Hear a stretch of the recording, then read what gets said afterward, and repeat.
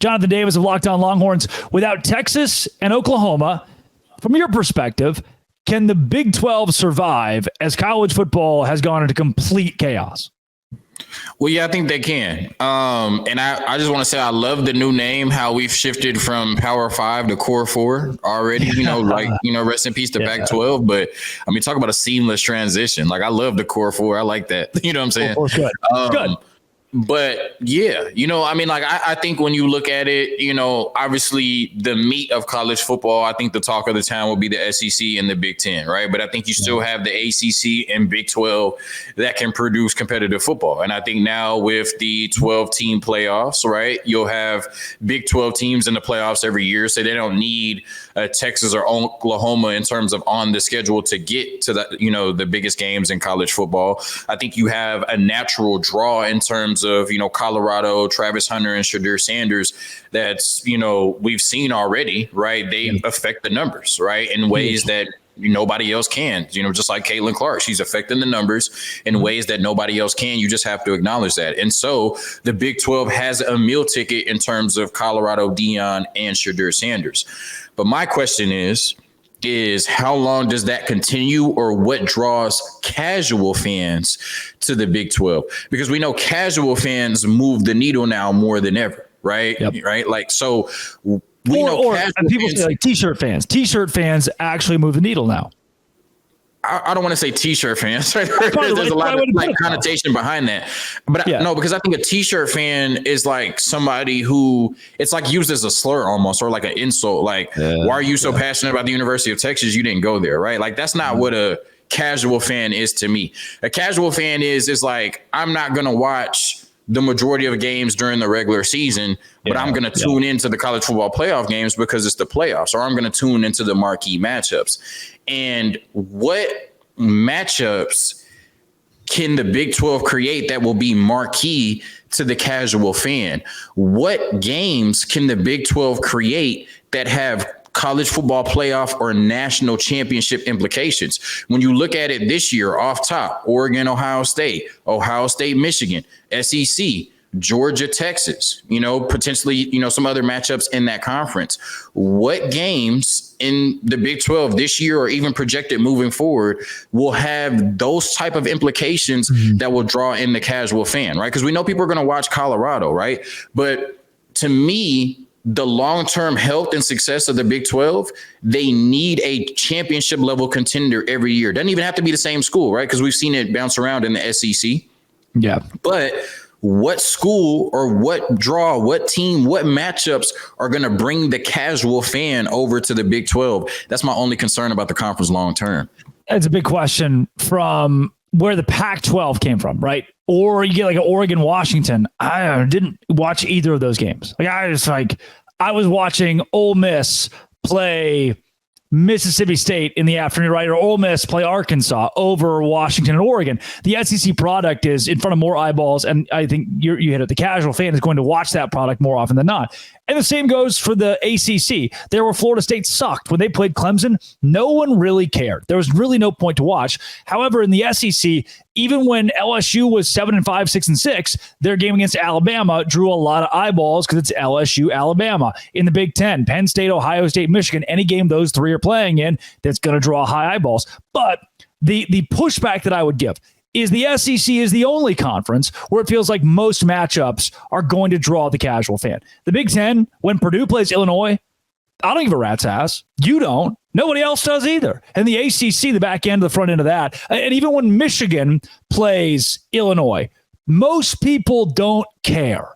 And the only matchup that draws in the SEC is when somebody plays Vanderbilt. Mostly across the board outside of that, everybody's glued to that SEC game. Therefore, I think that aspect keeps the Big 12 in a good spot. I don't necessarily think that's true, though. And this is what I'll say that, right? Like, I do think for the large part, what you're talking about, even though the Big 12 has very passionate fan bases, right? So, like, we've seen what Iowa can do, right? When they have something to root for. So, even though, like, I guess we're talking about the casual fan, though, right? So, that point's kind of mute. I guess what I'll say is that going into the college football season this year, right? We know we have Michigan, right? People might think that Michigan is going to take a step back. They're still one of the best teams in the Big Ten, so they still have a chance to make the college football playoffs, right? Ohio State is loaded, right? Penn State always has a chance. They never, do anything with that chance, but they always have a chance. And then you added, right, Washington, who was in the championship last year, Oregon, who was in the playoff conversation last year, and USC, who potentially could get back into that conversation if Lincoln Riley learns how to coach a defense, right? So you have 6 teams that theoretically could be playing in the biggest games in college football this year if they have the type of season that they're accustomed to having. When we look at the Big 12, to me, outside of Colorado, and really Colorado's not even a contender, right? Like we know why we're watching them. Right, exactly. Yeah. What team? Because like I said, people want to watch big matchups in college football. Of course, there's, going to be games every year that people watch, like Duke, North Carolina, or like you said, LSU, Alabama, Georgia, Alabama, or the Iron Bowl, I guess is a better example. Yeah, Duke, North Carolina was a really weird one to throw in there. Oh, I meant basketball, right? Like, like people watch Duke, North Carolina every year, regardless of who's on the team, because it's just such a big matchup. Same thing with, Auburn and Alabama. Yeah. But like I said, like what matchups in the Big 12 will draw the casual fan? Because to me, there's no matchup in the Big 12 this year where you're like, damn, that team could win the national championship, or we could see this matchup again in the college football playoffs, or these are 2 of the best teams in college football. This is a top 10 matchup. To me, you just don't get anything like that from the Big 12 anytime soon. And while Colorado was carrying that conference, it doesn't matter as much. But eventually the Shadur, and Travis Hunter show is going to move on. And probably shortly after that, the Deion Sanders show is going to move on.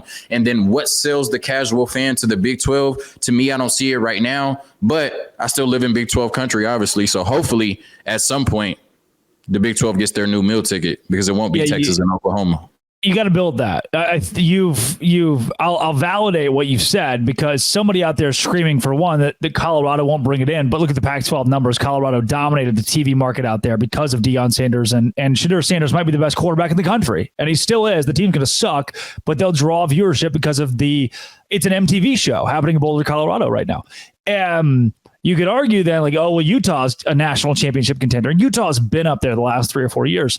But then if they're playing number 19 Oklahoma State or number 17 Kansas State, is that drawing the eyes of Joe Schmo who lives in Syracuse, New York? I don't know. Whereas that guy's definitely watching when Georgia and Texas play in the regular season. So I'll validate what you said. I think you've hit the nail on the head there.